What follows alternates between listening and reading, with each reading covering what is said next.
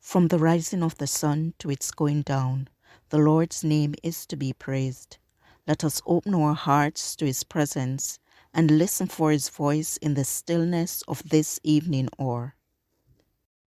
Or evening sacrifice.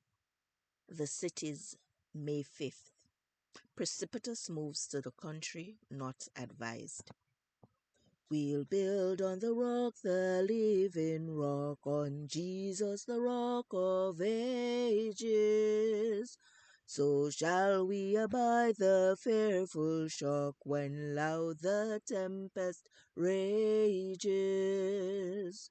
We'll build on the rock, we'll build on the rock, we'll build on the rock, the solid rock, on Christ the mighty rock. Precipitous moves to the country not advised. For which of you, intending to build a tower, sitteth not down first, and counteth the cost, whether ye have sufficient to finish it? Lest, haply, after ye hath laid the foundation, and is not able to finish it, all that behold it begin to mock him, saying, This man began to build, and was not able to finish.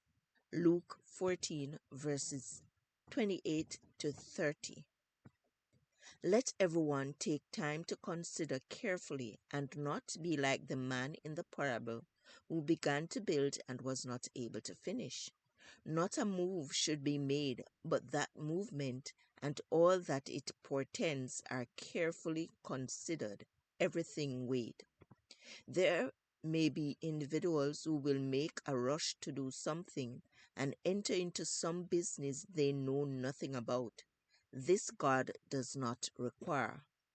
Let there be nothing done in a disorderly manner, that there shall be a great loss or sacrifice made upon property because of ardent, impulsive speeches which stir up an enthusiasm which is not after the order of God, that a victory that was essential to be gained shall, for lack of level-headed moderation and proper contemplation and sound principles and purposes, be turned into a defeat.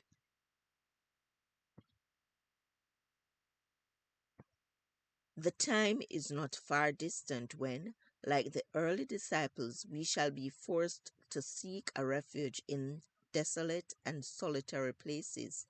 As the siege of Jerusalem by the Roman armies was the signal for flight to the Judean Christians, so the assumption of power on the part of our nation in the decree enforcing the papal Sabbath will be a warning to us. It will then be time to leave the large cities, preparatory to leaving the smaller ones for retired homes in secluded places among the mountains. In the time of trouble, we all fled from the cities and villages, but were pursued by the wicked, who entered the houses of the saints with a sword. As the saints left the cities and villages, they were pursued by the wicked, who sought to slay them. But the swords that were raised to kill God's people broke and fell as powerless as a straw. Angels of God shielded the saints. Though a general decree has fixed the time when commandment keepers may be put to death, their enemies will in some cases anticipate the decree, and before the time specified will endeavor to take their lives.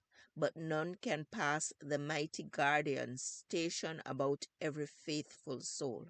Some are assailed in their flight from the cities and villages, but the swords raised against them break and fall as powerless as a straw. Others are defended by angels in the form of men of war. Some build on the sinking sands of life, on visions of earthly treasure. Some build on the waves of sin and strife, of fame and worldly pleasure. This passage was taken from Last Day Events, page 120 and 121, or Evening Sacrifice, May 5th.